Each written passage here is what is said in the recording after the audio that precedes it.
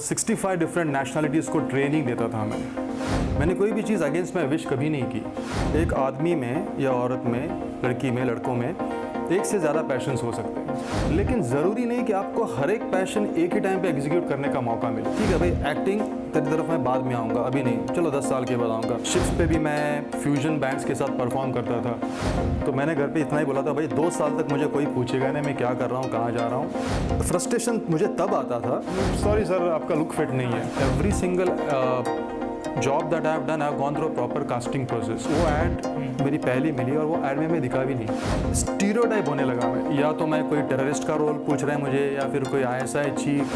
अगर 10 रोल किए ना तो मैंने 40 मना कर चुका हूँ मैं। चाहे एक सीन हो, लेकिन अगर उस सीन में कुछ अलग है ही नहीं तो मैं क्यों करूँ। अगर एक सीन के लिए भी आपको बुलाया गया, लेकिन भाई आपको वहाँ पे मिला ना 8 घंटे का लाइव परफॉर्मेंस मिला कि कैमरा कैसे सेटअप होता है, एक्टर कैसे डायलॉग्स डिलीवर करता है, डायरेक्टर क्या इंस्ट्रक्शन दे रहा है, असिस्टेंट डायरेक्टर उस टाइम क्या कर रहे हैं, ये आपको कहाँ पे मिलेगा? कोई एक्टिंग स्कूल करके मिलेगा थोड़ी। हमको स्टोरी का आगा नहीं पता रहता है, पीछा नहीं पता रहता है, ये सब जो हमारे सामने कैरेक्टर्स खड़े किए, ये इनके साथ क्या है।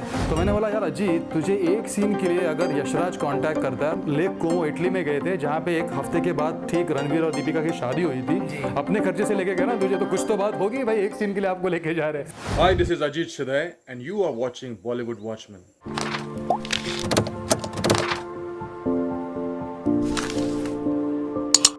ये है बॉलीवुड वॉचमैन और आप देख रहे हैं हमारा brand new show, brand new कार्यक्रम फर्श से अर्श तक। आप मेरे चेहरे पे एक बड़ी सी स्माइल देख रहे होंगे। इसका सबसे बड़ा रीज़न है हमारे साथ हमारे मेहमान आज के, जिनका नाम है अजीत शिधाए सर। स्वागत है सर आपका हमारे कार्यक्रम में फर्श से अर्श तक। Thank you very much. तो हमारे जो यंग देवी हैं, यंग सज्जन हैं, वो जानते होंगे हमारे सर को अब तक उनके किरदारों के नाम से। सर आपने पानीपत में वजीर शाह किया, घोल में चौधरी जी का किरदार आपने निभाया, उरी में ज़ुबैर महमूद पाकिस्तानी अफसर। सर लेकिन हमें लगता है कि कहीं ना कहीं आप शायद से मिस्ट्री बनना पसंद करते हैं आप, मतलब कि क्योंकि हम जानना चाहते हैं आपके वास्तविक जीवन के बारे में कि शुरुआत कहाँ से हुई, किस राज्य से, किस शहर से आप यहाँ मुंबई आए, आपका आरंभिक जीवन कैसा बीता। सबसे पहले तो मिस्ट्री वगैरह ऐसा कुछ है नहीं जी। मेरी लाइफ एकदम खुली किताब है जी। ओके। और talking about where I come from, जी। मेरा जन्म हुआ था सातारा नाम की सिटी में। जी, सातारा महाराष्ट्र। फिर मेरी पूरी स्कूलिंग, मेरी परवरिश हो गई डोंबिवली, राइट। और उसके बाद यानी कि 10वीं कक्षा के बाद मैं आ गया पूना, और फिर पूना आने के बाद मैंने होटल मैनेजमेंट ये कोर्स किया। So I pass out in 1994। Film line में आने के पहले करीबन 25 साल में होटल इंडस्ट्री में हूँ। 25 वर्ष से आप होटल जी। तो I started as a chef, I went to become a food and beverage manager, food safety officer, quality auditor. उसमें से 10 साल मैं क्रूज़ लाइंस पे था, which is luxury cruise lines. Luxury cruise lines. जी। तो वहाँ पर जैसे आपने टाइटैनिक देखी होगी जी। खैर टाइटैनिक तो बदकिस्मती से डूब गई, हमारी नहीं डूबी, लेकिन it was a very luxurious life, luxury cruise liner that I used to work on. तो बीइंग ऑन द शिप्स, आप इमेजिन कीजिए कि आप हर सुबह उठते हो, खिड़की के बाहर झांकते हो और आपको एक नया देश दिखता है। So that was the nature of my job and I was very fortunate. मैं अपने आप को बहुत खुशकिस्मत समझता हूँ कि मैं शिप पे जॉब करने के बदौलत I could see more than 116 countries. Yes. So cruise lines पे मैं I used to be a training and development manager. जी। तो 65 डिफरेंट नेशनलिटीज़ को ट्रेनिंग देता था मैं। So I used to train 65 different nationalities in the field of hotel management या leadership trainings. जी। सर तो मुझे लगता है कि ऐसे जहाँ से आपने शुरुआत की थी वहाँ पे शायद बचपन में बॉलीवुड में एक्टिंग करने का शायद वहाँ पे इतना सपोर्ट ना करते हों, या फिर आपने जो अपना करियर चुना उसी के लिए सपोर्ट किया जाता हो। तो कभी आपको ऐसा हुआ कि फैमिली को बताना पड़े, मनाना पड़े कि मैं अब नहीं, अब मुझसे ये नहीं होगा, मैं सीधा बॉलीवुड की तरफ देखता हूँ और मैं बॉलीवुड को ही क्रैक करूँगा, ऐसा कभी कुछ हुआ? सबसे पहले बात तो नॉर्मली जब लोग बहुत पहले से शुरू करते हैं अपना करियर इंडस्ट्री में तो दे आर यंग पीपल। मैंने मेरा करियर तब शुरू किया जब मेरा खुद का बच्चा था 21 साल का और बेटी थी कुछ 11 साल की। तो luckily I did not have that problem of getting permission from my parents. Of course they always supported me. लेकिन coming back to your earlier point कि जहाँ पे मैं स्कूल में था वहाँ पे इतना कुछ क्या ना के बराबर था in for terms of acting. वहाँ पे भरतनाट्यम सिखाया जा रहा था जो मैंने वो भी सीखा थोड़ी देर के लिए। There used to be elocution competitions and stuff like that, but acting had nothing to do with our school and I hope it has change slowly now. तो एक तो वहाँ पे वो एक होती है इच्छा एक्टिंग की, तो वहाँ पे वो वहीं पे दब गई थी वो। हाँ, लेकिन personally I used to do a lot of mimicry करता था मैं चार्ली चैपलिन के शोज़ करता था and that continued for a long time. लेकिन अगर आप मुझे पूछोगे कि आपने कोई बाकायदा थिएटर किया या किसी और पहले एक्टिंग का ज्ञान हासिल करके आप आए हो इंडस्ट्री में, the answer is a big no. I came like a clean slate into this industry. I came at the age of 44. 44. Yes, so yeah, that's about it. तो ये हमारे उन सभी व्यक्तियों के लिए एक बहुत बड़ी सीख है जो सोचते हैं कि हम स्टार्ट अर्ली करेंगे और विल बिल्ड एन एम्पायर, और कहीं ना कहीं अगर वो फेल हो जाते हैं तो प्लीज़ मायूस मत होना, because 40s is the best age to start your career, to begin a new thing. क्योंकि उस समय ऐसा लगता है कि हम शायद से वो सभी जो नई नई चीज़ें होती हैं उनको हम एक्सपीरियंस कर चुके होते हैं। 40s में we are very relaxed, calm and cool, and we are very much composed towards our goal.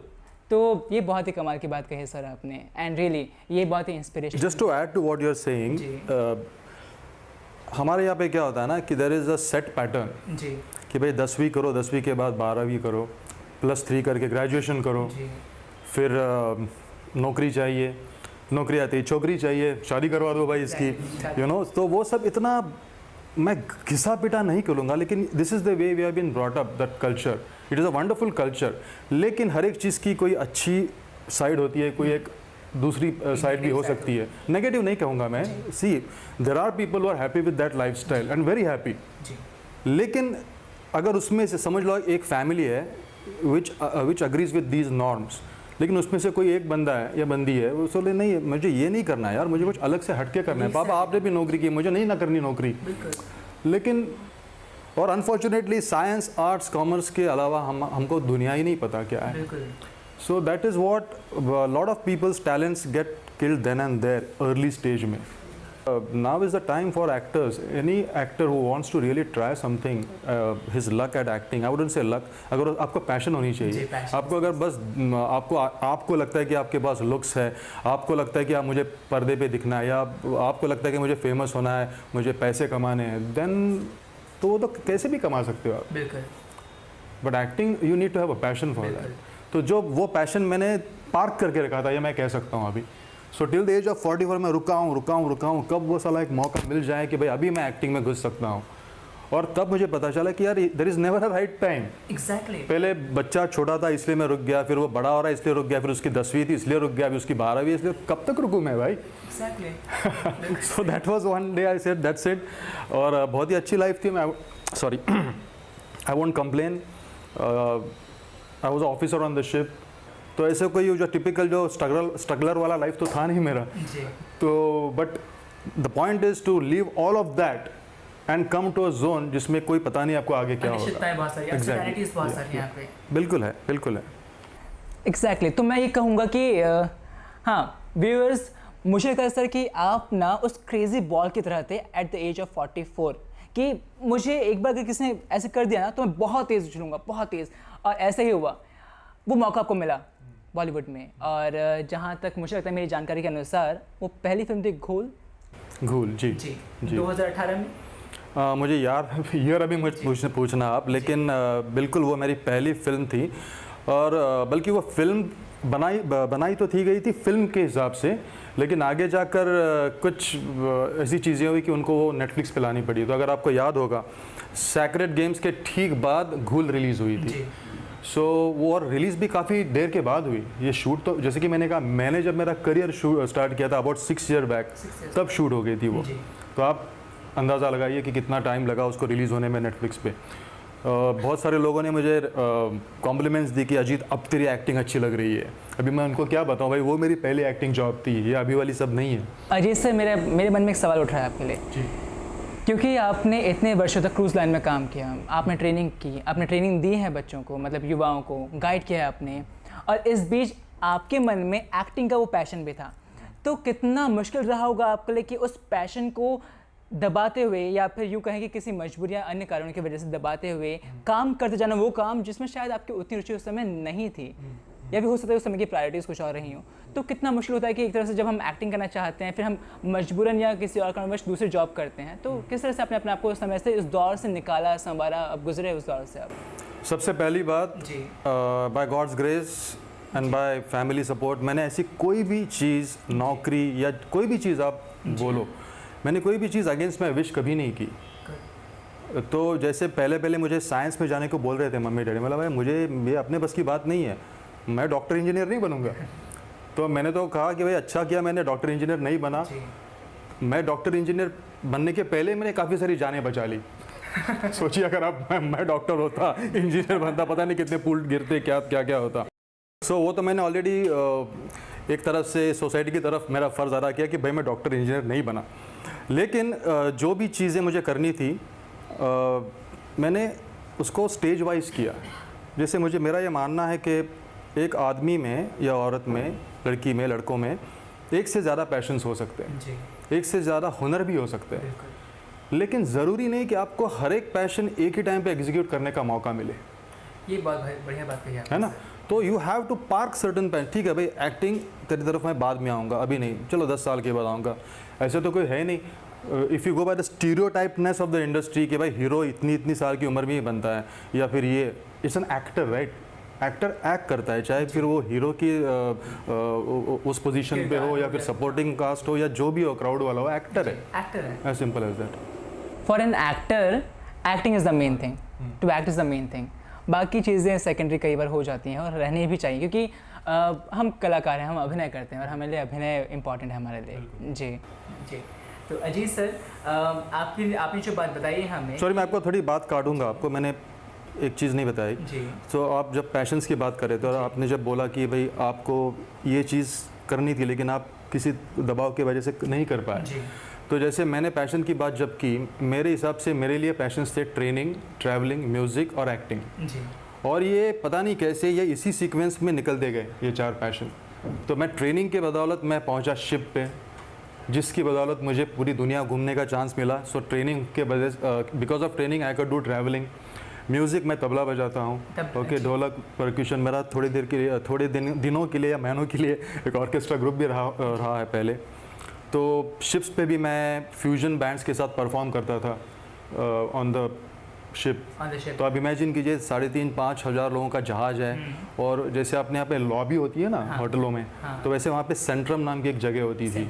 तो यानी कि आप ये ग्राउंड फ्लोर से लेके 12वें माले तक सब गेस्ट राउंड में खड़े हैं, और मैं नीचे फ्यूजन बैंड के साथ तबला पेश कर रहा हूँ। And it was a very proud moment for me, because that whenever this programme used to happen, वहाँ पे जैसे हमारे यहाँ पे रोज़ अखबार आता है, तो उसी तरह से वहाँ पे डेली न्यूज़पेपर आता है फॉर द शिप कि भाई आज ये होने वाला है, कल ये टूर है, कल हम यहाँ जाने वाले।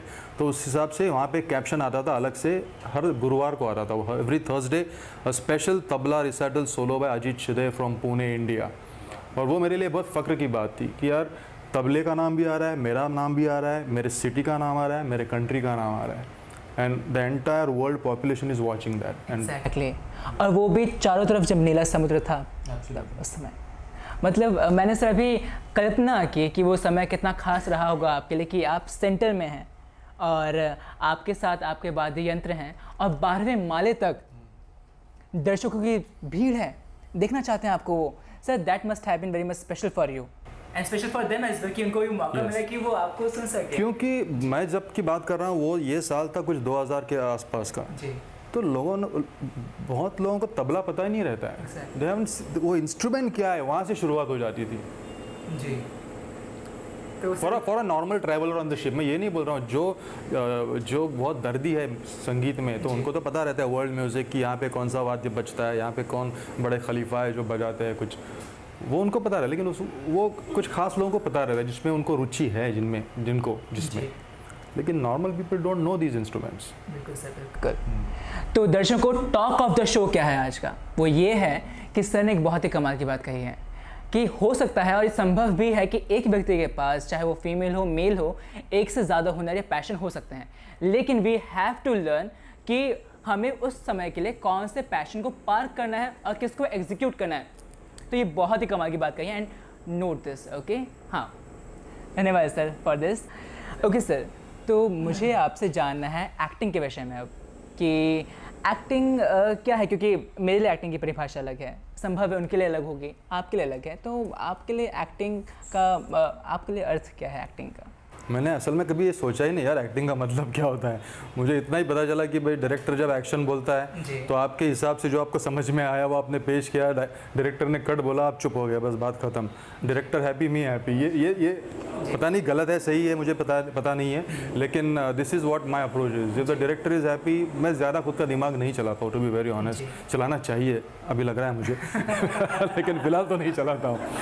तो तो मैं इतना कॉम्प्लिकेट चीज़ें करता ही नहीं हूँ। मुझे डायरेक्टर ने बोला अगर अच्छा है शॉट, अच्छा है।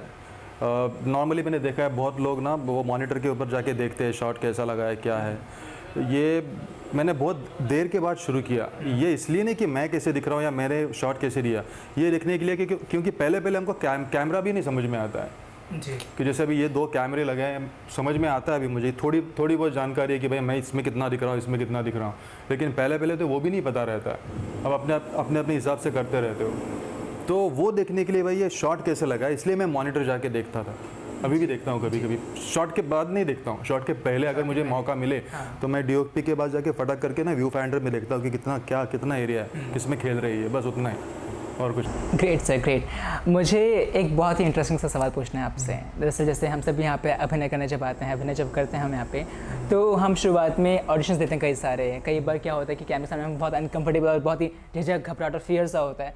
तो क्या कभी आपके साथ ऐसा दौर आया जब आपको खुद पे संदेह हुआ कि क्या यार अजीत मैं कर भी पाऊँगा, क्या मैं सही फील्ड में, या मेरे साथ ऐसा क्यों है कि मैं डर रहा हूँ, घबरा रहा हूँ, ऐसा? तो आपने उस दौर को कैसे आप उससे बाहर आए, कैसे आप? जैसे कि मैंने पहले कहा कि मैंने एक्टिंग की शुरुआत ही बहुत लेट की। लेट यानी कि मेरे हिसाब से सही थी, लेकिन आमतौर पे जो एक टाइमलाइन होती है एक्टर की, तो जब मैंने मेरा डिसीजन अनाउंस किया तब लोग, to be very honest with you, अपने करीबी दोस्त भी उस टाइम अपने को इतना सपोर्ट नहीं करते हैं। Not in that sense, support तो रहता है यार, तू जो कर यार हम तेरे पीछे हैं, लेकिन वो उनके किसी के भी चेहरे में मुझे ये नहीं दिखा कि भाई उसको मुझ में ट्रस्ट है कि मैं एक्टिंग कर पाऊँगा, है ना। तो और ये छोटी छोटी चीज़ें अगर मैं दिल पे लेता या दिल में रख कर अगर मैं मेरी जर्नी शुरू करता तो मैं यहाँ तक भी नहीं पहुँचता, आपके शो में भी नहीं पहुँचता। सिंपल सी बात है। तो वो तो मैंने जैसे पहले भी कहा, आई am a very natural person, I go with the flow. तो मैंने घर पे इतना ही बोला था, भाई 2 साल तक मुझे कोई पूछेगा नहीं मैं क्या कर रहा हूँ, कहाँ जा रहा हूँ। हाँ, कहाँ जा रहा हूँ पूछ सकते हो आप, क्या कर रहा हूँ मत पूछना, क्योंकि मैं एक्टिंग के लिए जा रहा हूँ। तो पहले 1 साल मुझे अब तक याद है, पूना से लेके बम्बई सुबह कार निकालो, ऑडिशंस जहाँ पे है, आराम नगर, जानकी देवी, जो भी अपने तीर्थ क्षेत्र है एक्टिंग इसके लिए, वहाँ पे जाओ। और फ्रस्ट्रेशन मुझे तब आता था जब मैं इतनी 165 किलोमीटर गाड़ी चला के आया हूँ। जैसे अगर आप कास्टिंग डायरेक्टर हो, आपने मुझे बाकायदा मैसेज किया है और मैं आता हूँ, बोलता है सॉरी सर आपका लुक फिट नहीं है। तो पहले तो मैं इतना बुद्धू था ना इस सब में, मुझे लगा यार फिट नहीं, बोले हाँ ठीक है थोड़ी बहुत तौन तो है यार, अभी और कितना फिट बनूंगा। मैंने ठीक है चलो। तो मुझे आप हंस रहे हैं और हंसना ही चाहिए, क्योंकि ऐसी बात थी वो। बाद में मुझे 2-4 इंसिडेंट्स के बाद पता चला कि भाई ये मुझे ये कह रहा है कि इस रोल के लिए आप फिट नहीं हो। तो आपने मुझे लिखा है कि भाई एज 44 to 50 वाला बंदा चाहिए, मैं 44 था। तो बोलता नहीं सर आप 38 के लगते हो, 35 के लगते हो। बोला ओ तेरी मैं बोला अच्छा। तो मैं बोला यार I will take it as a compliment some other day, not when I have drove 165 kilometres on your WhatsApp message. तो उस टाइम थोड़ा मुझे बुरा लगता था, लेकिन जब मुझे वो कंसेप्ट समझ में आया कि भाई फिट ये बोलते हैं ये नहीं जी, तो मैंने अपने आप को पेप ये किया कि भाई चलो, आप जब इंडस्ट्री में आए तो आपने सोचा होगा कि भाई कोई बड़े चाचा का, किसी के बाप का, बड़े भाई का रोल करेंगे, अभी तो यार बंदा बोल रहा है, कास्टिंग वाला बंदा बोल रहा है, यानी कि 35-38 तो भाई काफ़ी यंग दिख रहा हूँ मैं, तो चलो और 10 साल दे दो अपने करियर के लिए। इस तरह से मैंने खुद को समझा कि भाई now I have even a longer career ahead of me, so that was it. और फिर मेरी कार मेरी वैनिटी वैन थी, पीछे 2-4 जोड़ी जूते, 1-2 ब्लेज़र, 1-2 क्या बोलते हैं उसको, शेरवानी जो भी है, हाँ जो बोला वो डालने का कार में बैठे बैठे। एक बार मैं एक बहुत अच्छा मज़ेदार किस्सा बताता हूँ आपको। उस टाइम मैं पूना से ऐसी गाड़ी चला के डेनिम डाली थी मैंने, वाइट शर्ट किया था और पूरा रफ टफ लुक था मेरा, दाढ़ी इतनी भी नहीं थी लेकिन वो बोलते हैं ना टिपिकल। और मैं गया तो उस बंदे ने बोला नहीं sir you are not fit. तो मैंने थोड़ा सा चिढ़ गया था, मैं बोला लेकिन रुक आज बोलेंगे नहीं। मैं बोला सर क्या हुआ, क्या exactly what are you looking for this character. बोला सर ये Hyundai की कॉर्पोरेट ऐड है and you want a very polished look and stuff like that. Okay thank you very much. वापस गए, जानकी देवी की बात है, वापस गया, कार में बैठ गया, मेरे किट में से मैंने शेविंग ट्रिमर निकाला, ब्लेड निकाला, आईना सीधा किया, रियर व्यू मिरर, पूरी दाढ़ी वाड़ी बनाई, पीछे ब्लेज़र तो पड़ा ही था, टाई भी पड़ा था, टाई लगा दी, ब्लेज़र डाल दिया, जेल लगा के बाल सेट कर दिए, फ्रेंच कट रख दिया और वापस गया। अरे सर फैंटास्टिक सर यही चाहिए था लोग। बोला भाई मैं अभी आधे घंटे के पहले आके गया था यहाँ पे, आपने मुझे रिजेक्ट किया था। हालांकि वो ऐड मुझे मिली नहीं वो अलग बात है, बट आई वाज जस्ट, तो धीरे धीरे समझते गया कि यार इनको क्या चाहिए। हर एक को इतना टाइम होता नहीं कि आपका लुक कैसे दिख पाएगा, या वो बहुत ही मंझे हुए कास्टिंग डायरेक्टर होते हैं जो इतना दूर की सोचते हैं कि भाई ये अभी तो दिख रहा है ऐसे लेकिन ये इसमें भी जाएगा उसमें भी जाएगा। इतनी दूरदृष्टि सब कास्टिंग वालों को होती नहीं है, जो कि होनी चाहिए मेरे हिसाब से। But I guess that comes with experience again. जैसे मुझे एक्टिंग के एक्सपीरियंस के साथ ही एक एक चीज़ें समझती गई, वैसे ही कास्टिंग में होता होगा। अजीत सर, हमने बात की फ्रस्ट्रेशन के बारे में, रिजेक्शंस के बारे में, नो के बारे में। अब मुझे जानना है, हमारे दर्शक आपसे जानना चाहते हैं कि जब आपको पहला बड़ा ब्रेक मिला बॉलीवुड में घोल फिल्म के साथ, तो उस समय आपके जज्बात कैसे थे? मतलब आपने क्या महसूस किया उस समय कि कितनी खुशी थी? Honestly that was a very big feeling for me, क्योंकि तब तक क्या हो रहा था, मैं काम चल रहा था, ऐसे नहीं कि काम नहीं चल रहा था, लेकिन ज़्यादातर एड्स या फिर कोई शॉर्ट फिल्म्स या छोटे मोटे प्रोजेक्ट्स चल रहे थे उस टाइम। टेलीविज़न भी किया था मैंने थोड़ा बहुत उस टाइम, बहुत ही थोड़ा लेकिन किया ज़रूर था। तो when the first time this thing happened, एक तो प्रोडक्शन था फैंटम फिल्म्स, जो उस time it was on the top, बहुत अच्छी अच्छी पेशकश आ रही थी उनकी। So because of that it was a very interesting thing. In fact मुझे याद है, यहीं से आपको शायद ये इस गैलरी से दिखता होगा, लोटस चेम्बर्स, वहाँ पे जाके मैंने मेरा पहला ऑफिशियल कॉन्ट्रैक्ट साइन किया था वहाँ पे जाके। और फिर हमारी स्क्रिप्ट रीडिंग हुई थी, राधिका आप्टे, मानव कौल, महेश बलराज, बहुत सारे अदर एक्टर्स थे। So it was a wonderful experience. तो जैसे पहले स्क्रिप्ट रीडिंग होता है तो पैट्रिक ग्राहम वो डायरेक्टर थे हमारे, तो सबके साथ एक साथ स्क्रिप्ट रीडिंग हुआ। ये सब चीज़ें मेरे लिए नई थी। इनफैक्ट इसकी कास्टिंग भी मेरे लिए बहुत अलग थी, अनोखी थी मेरे लिए। प्रशांत सिंह थे इसके कास्टिंग डायरेक्टर, और अंटिल दैट कास्टिंग मेरी ये समझ थी और जो मेरी समझ थी वो बाकी कास्टिंग डायरेक्टर ने बनाई होगी, ऑब्वियसली मुझे तो पता नहीं है। तो सर कैमरा में रुकिए, इतना ही दिखना चाहिए, उतना ही दिखना चाहिए, तो काफ़ी बंद सा, मुझे वो तरीका अच्छा नहीं लगता था ऑडिशन का ऑनेस्टली। लेकिन मुझे लगा यार यही शायद this is the way that ये होता है। एक कास्टिंग डायरेक्टर ने मुझे यही बोला कि सर आप कैमरा के अंदर लुक नहीं दोगे तो आप कैमरा से प्यार कैसे करोगे। बोला वो तेरी हमेशा कैमरे में देखना होता है क्या। तो बेसिकली मैं नया था, इसीलिए जो जैसे बोल रहे वैसे मैं करने की कोशिश कर रहा था। लेकिन प्रशांत भाई थे, उन्होंने बोला अजीत भाई आपको जो करना है करो, कैमरा आपको फॉलो करेगा। और आप यकीन नहीं मानोगे, ये ऐसे स्टूडियो वूडियो भी नहीं था। उनका जो स्टूडियो था वहाँ पे बाहर एक छोटा सा एक आंगन टाइप छोटा सा एक था, 2 कुर्सियाँ थी और एक इलेक्ट्रिक बल्ब रेड कलर का जो होता है ना टंगस्टन, बस एक बल्ब टंगा हुआ था, उसमें उन्होंने मेरी ऑडिशन ली थी। बाद में जाके मुझे पता चला कि ये ऐसे क्यों इस माहौल में उन्होंने ऑडिशन ली होगी, क्योंकि वो तो हॉरर फिल्म थी, है ही बहुत कम लाइटिंग में, स्टफ लाइक दैट। सो या तो मुझे वो चीज़ बहुत अच्छी लगी कि एक्टर को अपने को जो करना है वो करो भाई, कैमरा आपको फॉलो करेगा। That was very liberating for me. तो या this was a very good experience for me, और बहुत सारी चीज़ें सीखी मैंने उस दौरान। सर आपने हमें बताया आपके अनुभव के बारे में कि जो घोल फिल्म थी आपके लिए वो एज अ लर्निंग फेज था आपके लिए, उसके बाद से आपने कई फिल्मों में काम किया, पानीपत में काम किया, उरी में काम किया। तो वहाँ पे जब स्टार कास्ट, जो कि बड़ी बड़ी स्टार कास्ट है, जिनको आपने टीवी में देखते हुए जब आप बड़े हुए थे, जब आप काम करते थे अपने क्रूज़ में, तो सर उनके साथ काम करने का अनुभव कैसा रहा आपका? सर मतलब what was like that sir? मैं पानीपत का एक्सपीरियंस शेयर करूंगा ज़रूर। जी एक तो डायरेक्टर का नाम इतना बड़ा, जी he has done some fabulous work. एक ऐसा डायरेक्टर जिसकी पहली मूवी जो ऑस्कर तक नॉमिनेट हो गई थी। जी so I consider myself very lucky. और मैं जिसका वज़ीर बना था उस फिल्म में, वज़ीर शाह वली खां मेरा नाम था, और संजय दत्त जी ने अब्दाली का रोल प्ले किया था, अहमद शाह अब्दाली का। और मेरा पहला ही सीन संजय दत्त के साथ था। और अगर आपने वो फिल्म देखी है, जब उनके मैं कान में आके कुछ कहता हूँ तो इतना टाइट क्लोज लगा है दोनों का। और तब मुझे प्रेशर, ये नहीं कहूँगा, मुझे प्रेशर अलग तरीके का था। ये नहीं कि यार मैं इनके सामने मैं डायलॉग बोल पाऊँगा नहीं पाऊँगा, अब वो तो होता है, जाहिर सी बात है।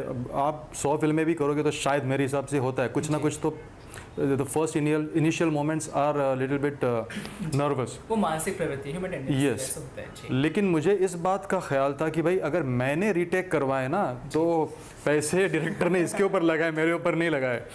तो वो एक होता है थोड़ा सा, एटलीस्ट मुझे तो हुआ उस टाइम। लेकिन फॉर्चुनेटली बाय गॉड्स ग्रेस वो पहले टेक में ही अच्छा हुआ। सिर्फ आशु सर ने मुझे आके बोला कि सिर्फ आप जो ये हाथ ऊपर कर रहे हो ना, हाथ सिर्फ पीछे रख दो, जी बस इतना ही हुआ। और लिटरली 2 और 3 टेक्स में हो गया वो शॉट हमारा, और पूरा एक सॉर्ट ऑफ मोनोलॉग टाइप था मेरा वो। So that was a very amazing moment for me. And in सब स्टार्स की जिनकी फिल्में हम देखते बड़े हुए, या हमारे, खैर हम उम्र नहीं, संजय दत्त तो बहुत बड़े हैं हमसे, लेकिन बहुत सारे अगर आप देखोगे, I am about to be 50 now. So ऐसे भी नहीं कह सकते कि बचपन से हमने उनकी फिल्में देखी है इनकी। बट या this was the proud moment for me. And I will share you one experience that happened. जब इसका मेरे फैमिली को लेके मैं गया था इस फिल्म को देखने के लिए, तो कुछ इस तरह से हम बैठे थे। मैं यहाँ पे बैठा था, यहाँ पे मेरे डैड बैठे थे, और उनके बगल में 2 लड़कियाँ बैठी थी आयल सीट तक, यहाँ पे मेरी बाकी की फैमिली। तो जैसा ही मेरा सीन आया ना, और मेरे डैड बहुत कम बोलते हैं, यानी कि बहुत मज़ा किया है, लेकिन वो जो बाप बेटे में होता है ना, थोड़ा सा एक, मुझे अब भी उनका डर लगता है कभी कभी, इसलिए का वेरी स्ट्रॉन्ग पर्सनैलिटी। तो उन्होंने जैसे ही मेरा सीन आया ना, वो पानीपत का पहला सीन, उन्होंने इम्प्रॉम्प्टू वो जो उनके बगल में लड़की बैठी थी उनको टैप किया। उन्होंने उनके पास देखा होगा, जो बोलता है बस यार ये क्लैप बनता है। उन्होंने उतना ही किया। लेकिन मैं आई एम नॉट जोकिंग, उनको कभी पता नहीं चला। लेकिन उस टाइम ना मैं आई वॉज क्राइंग। मुझे वो खुशी के आंसू थे कि यार मेरे पिताजी ने एक लफ्ज़ नहीं बोला कि तूने काम कैसा किया, अरे अच्छा लगा। उन्होंने वो जो एक जेस्चर किया, ये मुझे सब कुछ बता गया कि how proud he is about me. तो that was a very wonderful moment that I can remember. और सर हाँ, मुझे ये बात भी जाननी है आपसे कि उस समय आपके दोस्तों का क्या रिएक्शन सर? क्योंकि जब आपने कहा था कि 2 साल तक प्लीज़ अब मुझसे, मैं उनको बताऊँ कि मैं क्या कर रहा हूँ क्या नहीं कर रहा हूँ, मुझसे पूछना मत। फिर जब उन्होंने देखा आपको पर्दे पे, तो उनका क्या रिएक्शन सर दोस्तों का? वो तो जाहिर सी बात है, everyone was happy, everyone was proud. और फिर क्या होता है ना, दोस्तों की भी अपेक्षाएं बढ़ने लगती है आपकी तरफ। अरे यार और बड़ा काम कब करेगा, और बड़ा काम कब करेगा। तो वो कभी कभी मुझे चिड़ आती थी, यार ये काम कर रहा हूँ ना, देखना वो और कितना बड़ा, मैं थोड़ी स्टार हूँ, थोड़ी मुझे पहले ही दिन से फिल्में मिलनी है। लेकिन टॉकिंग अबाउट वन सीन, क्योंकि मेरे साथ यूँ हुआ कि मेरी पहली वाली फिल्म जो घूल थी, एट अ डिसेंट रोल, काफ़ी 3 4 5 अच्छे सीन थे। लेकिन उसके बाद एक लगातार दौर रहा कि जहाँ पे मैं 1 या 2 सीन ही कर रहा हूँ, और उसमें भी स्टीरियोटाइप होने लगा मैं। या तो मैं कोई टेररिस्ट का रोल पूछ रहे हैं मुझे, या फिर कोई ISI चीफ, या कोई इसी टाइप के विलन के, जो मैंने किए पहले तो किए। लेकिन आप यकीन नहीं मानोगे, अगर 10 रोल किए ना, तो मैंने 40 मना कर चुका हूँ मैं, क्योंकि मुझे वो सेम रोल्स करने ही नहीं है। चाहे एक सीन हो, लेकिन अगर उस सीन में कुछ अलग है ही नहीं तो मैं क्यों करूँ। Exactly, sir. और फिर मुझे आफ्टर अ फ्यू ईयर्स मुझे समझ में आया कि यार असल में ना एक सीन करना बहुत बड़ी बात होती है, क्यों बताता हूँ मैं आपको, यार अभी इसको बड़ी बड़ी फिल्में नहीं की इसलिए बोल रहे हैं क्या, नहीं। The point here is I go on a particular day, vanity दिखाई जाती है आपको, आपको बिठाया जाता है, फिर कोई आपको चाय पानी पूछता है, फिर वो स्क्रिप्ट ला के रख देते हैं वहाँ पे। अगर आपने उनको कुछ पूछा नहीं तो वो कुछ नहीं बताते। और फिर आप जब आपको बुलाया जाता है, ज़्यादातर अगर आपका एक सीन है आपको लास्ट में ही शॉट लगता है आपका, दिन भर बिठा के रखते हैं। This is the way it is unfortunately. और then we have to just deliver and come. हमको स्टोरी का आगा नहीं पता रहता है, पीछा नहीं पता रहता है, ये सब जो हमारे सामने कैरेक्टर्स खड़े किए ये इनके साथ क्या है, ज़रा उस वक्त के लिए बता दे कि सर इतना ही हुआ है कि अभी ये है ना, इसने भाई ने इसको मारा है, उसको बदला लेने के लिए आया और आप वो इंस्पेक्टर हो, इतना सब खोखला सा डिस्क्रिप्शन मिल जाता है, उसको आप उसमें आपको खेलना है। So I personally think, I mean, this is my observation to other budding actors also who think यार मैं एक ही सीन कर रहा हूँ। No, that one scene, जैसे मैंने खुद को फिर बाद में, see this is all self evolvement। तो मैंने बोला यार अजीत, तुझे एक सीन के लिए अगर यशराज कांटेक्ट करता है और तुझे कहाँ गए थे हम, लेक कोमो इटली में गए थे, जहाँ पे एक हफ्ते के बाद ठीक रणवीर और दीपिका की शादी हुई थी, अपने खर्चे से लेके गए ना तुझे, तो कुछ तो बात होगी भाई, एक सीन के लिए आपको लेके जा रहे हैं, क्या उरी में बेलग्रेड लेके जाए, सर्बिया लेके जा रहे हैं। तो so this is the thing, you know, even if it's one scene, for the entire film, that one character for that one scene exactly fits in that puzzle। तो puzzle होता है ना, इतना बड़ा puzzle होता है, लेकिन उसमें से एक भी आप टुकड़ा निकाल दो वो फिल्म कंप्लीट नहीं होती। वही बात इम्पोर्टेंस।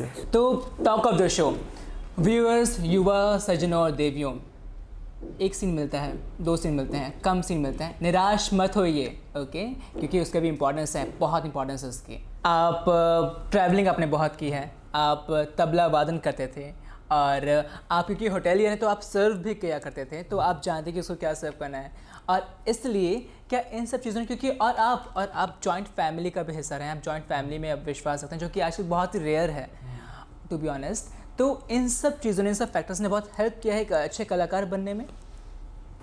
बिल्कुल, मेरी ख़ास तौर पर एक्टिंग के मामले में मैं ये ज़रूर कहूँगा कि चूँकि मैं इतने सारे देश देख कर आया, इतने सारे अलग अलग टाइप के लोगों को मिल के आया, तो उन सारों के एक्सेंट कैसे होते हैं। एक मिसाल के तौर पर बताता हूँ, खुदा हाफिज़ नाम की एक मैंने मूवी की थी, ओपनिंग सीन ही मेरा है, जिसमें मैं अरबिक पुलिस कमिश्नर का रोल करता हूँ, और वो मैंने अरबिक एक्सेंट में अंग्रेज़ी बोली है। तो ये मुझे कुछ सीखना नहीं पड़ा, क्योंकि मैं उनके साथ मैं रह चुका हूँ, उनके साथ मैं काम कर चुका हूँ, तो बहुत सारे एक्सेंट मुझे यहाँ पे है, कान में है मेरे। तो अगर आप मुझे बोलोगे कि रशियन आदमी अंग्रेज़ी में कैसे बोलेगा, मैं बोलूँगा, एक सेकंड में बोलूँगा। तो इसका ज़रूर फ़ायदा हुआ मुझे। और काफ़ी लोगों ने मुझे बाद में पूछा आगे जाकर कि सर आप पहले क्यों नहीं आए इंडस्ट्री में, अब कितना कुछ काम हो जाता था अब तक। मैं बोला भाई, अगर मैं पहले आ जाता इंडस्ट्री में तो अब तक मैं जो कर चुका हूँ इंडस्ट्री में आने के पहले वो नहीं कर पाता ना। क्या मैं 116 देश घूम पाता, क्या मैं इतने सब लोगों को मिल पाता। तो हर एक चीज़ टाइम से होती है, ये मेरा कहना है जी। तो सर, मुझे लगता है कि ये देखने के बाद हमारे जो व्यूअर्स हैं ना, वो भी पक्का यही चाहते होंगे कि आप कुछ अरबी या फिर कुछ अरेबिक टोन में, कुछ ऐसे एक्सेंट में कुछ अगर हमें बता सकें, सुना सकें, कह सकें। What do you want to ask me?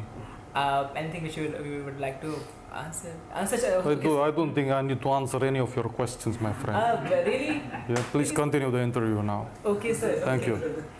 Thank you so much, sir. ये बहुत ही You're welcome. Ji, thank you so much, sir. जी हाँ, तो हमें सर आपसे अभी जानना है, क्योंकि इससे पहले आप के जो क्षेत्र था वो डिफरेंट था। अब क्योंकि आप बॉलीवुड में आपने जो काम किया है सर, क्योंकि वो एक सम्माननीय काम है, एक अच्छा काम किया है आपने, और आप बॉलीवुड में आपकी पहचान है, तो सर वो टर्निंग पॉइंट अब आपको कैसे महसूस होता है? क्योंकि पहले बॉलीवुड ख्वाब था, अब आप बॉलीवुड के हिस्सा हैं, तो मतलब कितना अंतर है सर? मुझे ऑनेस्टली जब मैंने इस फील्ड में कदम रखा है जी, मैं बॉलीवुड पर से नहीं कहूँगा, मैंने मराठी फिल्मों में भी काम किया है, बीइंग महाराष्ट्रियन, तो मैंने मराठी फिल्मों में भी काम किया है। लेकिन हाँ, ज़्यादातर मेरे काम बॉलीवुड में हुए, कुछ 2-3 साउथ की भी फिल्में की है मैंने जी। द थिंग इज़, जब मैंने डिसीजन लिया जी एक्टिंग में आने का, और जब मैंने घर में तो बता दिया कि भाई 2 साल कोई मुझे पूछेगा नहीं जी, वो कहना आसान था, लेकिन if you compare simple things कि अगर आपको समझ लो, आप महीने में आपको 100 रुपये आ रहे तनख्वाह, एक तो तनख्वाह नाम की चीज़ बंद हो गई जी, वो और जो पैसे आ रहे हैं, अगर 100 आते थे ना, 10 या 20 आएंगे ये भी पता नहीं, और कब आएंगे ये भी पता नहीं। ऐसे भी हादसे होते हैं कि आप काम कर जाते हो, प्रोड्यूसर पैसे नहीं देता, कभी कभी हो जाता है, जी ऐसा होता है देर से देते हैं, जी या कुछ लोग बहुत 0.00001% रहते कि यार उनकी नीयत ही नहीं रहती पैसे देने की। ये इन लोगों को भी झेल चुका हूँ मैं। So let us not talk about those negative aspects of the things, but overall हाँ, वो that was the most difficult phase. जैसे जिस आदमी को एक पूरा being officer on the ship had my whole room with me, तो पहले जब मैं आया, जब ये पहले 1 साल मैंने पता मैं बॉम्बे पूना करता था, मुझे कभी कभी लगता था कि यार अगर ड्राइवर की नौकरी करूँ ना ज़्यादा पैसे कमाऊँगा बॉम्बे पूना, अगर मैं सीट भर के चला जाऊँ। ये जोक्स अपार्ट, बट फिर मैंने फैसला किया कि भाई बम्बई आना पड़ेगा, यहाँ पे रहना पड़ेगा। लेकिन उस टाइम हालात ये नहीं थी कि I can immediately take a flat या अभी भी नहीं है, तो I had to share a room. जी वहाँ से शिफ्ट हो गया लोखंड वाला में, जहाँ पे मेरे रूम पार्टनर्स थे। एक था हरियाणा का जाट था एकदम, एक पंजाबी था, और एक लखनऊ के जो उसका बहुत ही शुद्ध हिंदी था। तो वो सब मेरे कानों पे पड़ने लगा इन टर्म्स ऑफ लैंग्वेज। जी लेकिन एक लिमिट होती है कि आप कुछ चीज़ें शेयर कर सकते हो, लेकिन जैसे अगर I am staying with a guy who is 25-30 years old, उसकी आदतें अलग है, मेरी आदतें अलग हैं, तो वो मैच नहीं हो पाएगी हमेशा। तो फिर मैंने फैसला किया कि मैं अकेला रहूँगा। फिर मैंने आगे जाकर, तो ये सब चीज़ें हुई, तो लेकिन मुझे इसमें कभी दिक्कत नहीं हुई। जी होता क्या है ना, हमारी सैलरी की आदत हमारे अगल बगल वालों को पड़ जाती है कि यार ये महीने में इतने पैसे तो आने ही है। हाँ करेक्ट सर, ये नहीं। बात आपने बिल्कुल सही कही है। तो बहुत सारी चीज़ें मुझे, मेरी आदतें समेटनी पड़ी। अगर मैं पहले इलेक्ट्रिक रेजर से शेव करता था, अभी जिलेट से करता हूँ, जी तो आई थिंक एवरीवन, और इसमें कोई गलत बात नहीं है। जैसे एक मिसाल के तौर पर स्ट्रगलर, जी ये वर्ड यूज़ किया जाता है इंडस्ट्री में। मेरे हिसाब से सबसे नेगेटिव वर्ड है स्ट्रगलर।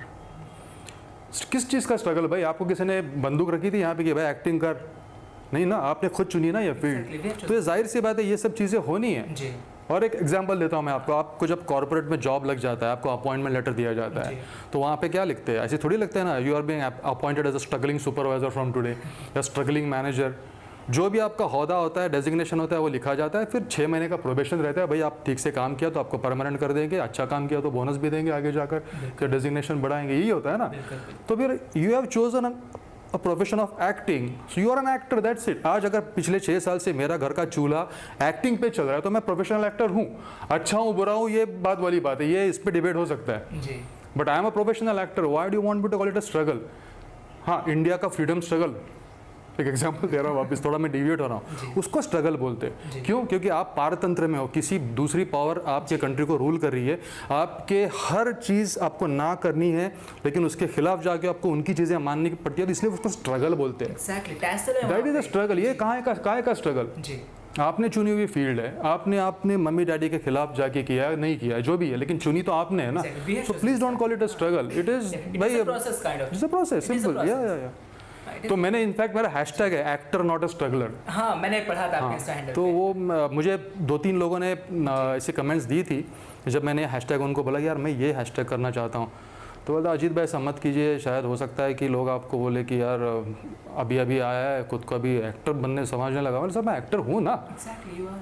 तो मुझे नहीं लगता, मुझे उस स्ट्रगल वर्ड से नेगेटिविटी आती है, दैट्स ऑल।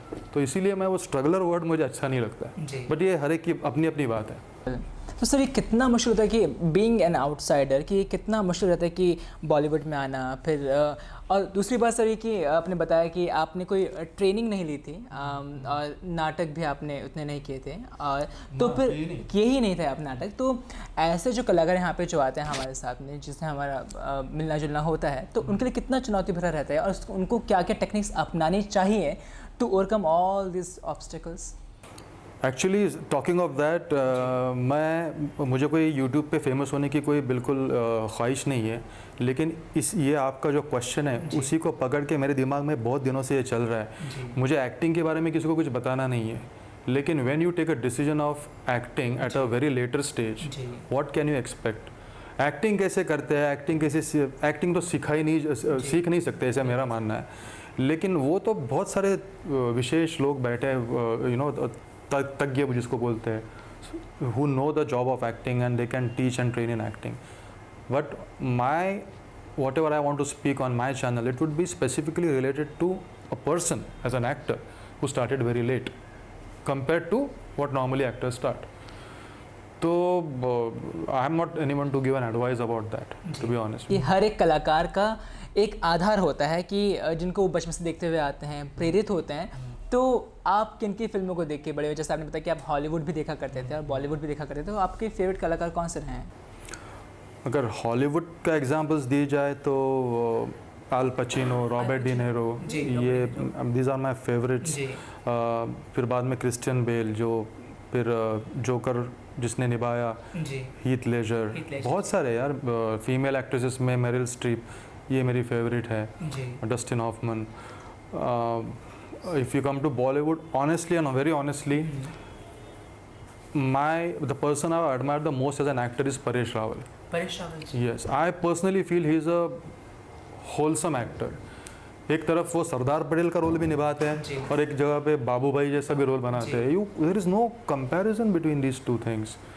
So yes, फिर नसीर सर, कभी मैंने ऑब्वियसली कभी मिला नहीं हूँ।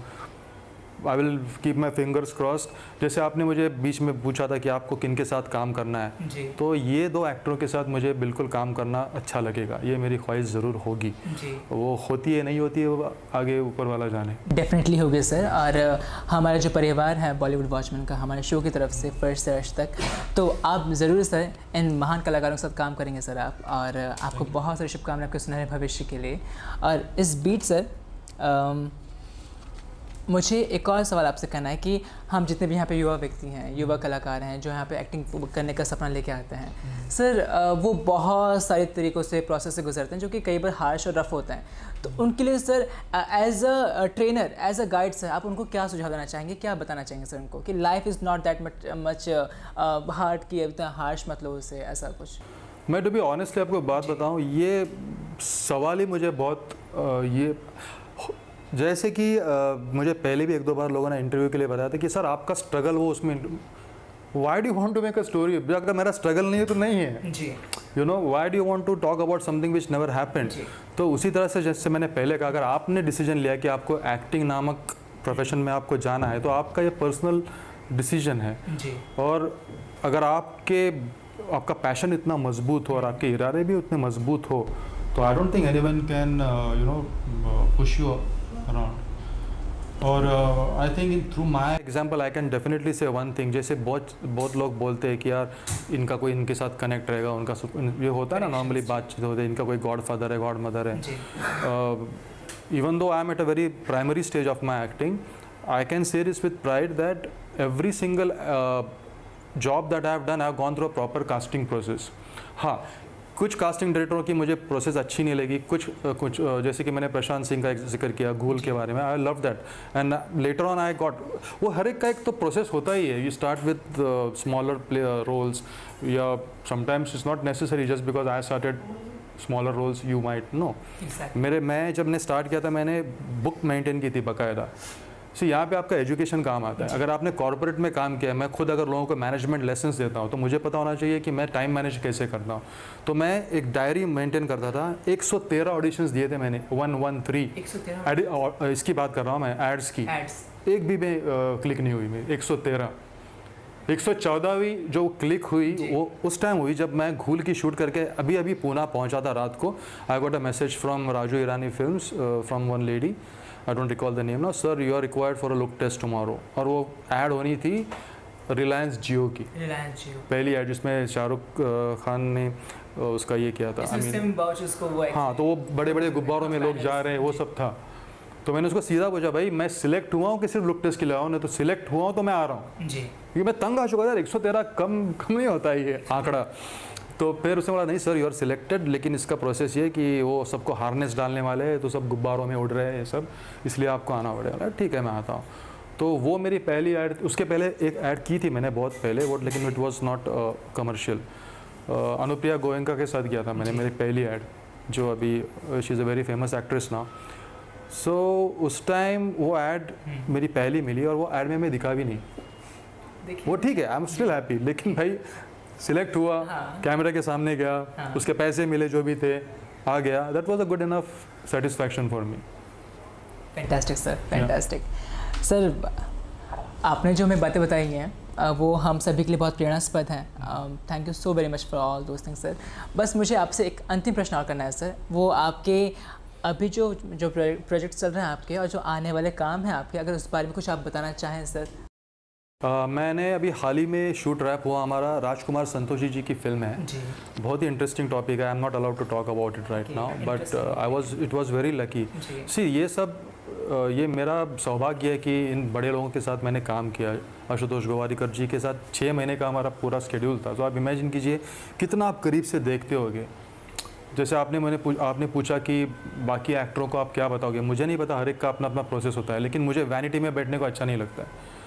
अगर बहुत ही ऐसा कोई डायरेक्टर होगी बोलता है सर आपका काम हो गया ना अभी जाके बैठो, तो फिर मैं जाके बैठूंगा। वरना मैं 99% पोलाइटली पूछता हूँ डायरेक्टर से कि sir is it okay if I wait at the monitor, या देखूँ, मैं दूर से भी देखूंगा, लेकिन मुझे देखना है क्या हो रहा है। तो बहुत सारी चीज़ें आप ऑब्जर्वेशन से इतनी सीख पाते हो। तो आप बिकॉज सी अगर एक सीन के लिए भी आपको बुलाया गया है, लेकिन भाई आपको वहाँ पे मिला ना 8 घंटे का लाइव परफॉर्मेंस मिला कि कैमरा कैसे सेटअप होता है, एक्टर कैसे डायलॉग्स डिलीवर करता है, डायरेक्टर क्या इंस्ट्रक्शन दे रहा है, असिस्टेंट डायरेक्टर उस टाइम क्या कर रहे हैं, ये आपको कहाँ पे मिलेगा? कोई एक्टिंग स्कूल करके मिलेगा थोड़ी। And why do people lose on that opportunity? They should be sitting there on the set watching what's happening. Exactly. Observation is must. Observation is must. और ये बात तो आपने बहुत ही सही कही है सर कि ऑब्जर्वेशन तो इसलिए फ्रस्ट्रेट नहीं होना लाइफ में, क्योंकि life always has gives us opportunity. So sir हमारे लिए हमारे पास आपके लिए एक भेंट है सर। हमारा पहला कार्यक्रम, पहला शो, आप हमारे मेहमान हैं सर, और बॉलीवुड वॉचमैन के शो जिसका नाम है फर्स्ट से अर्श तक की तरफ से आप लिए छोटी सी भेंट है sir.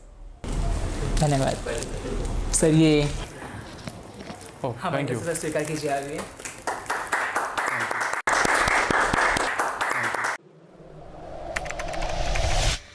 For more updates, please subscribe to Bollywood Watchman and press the bell icon.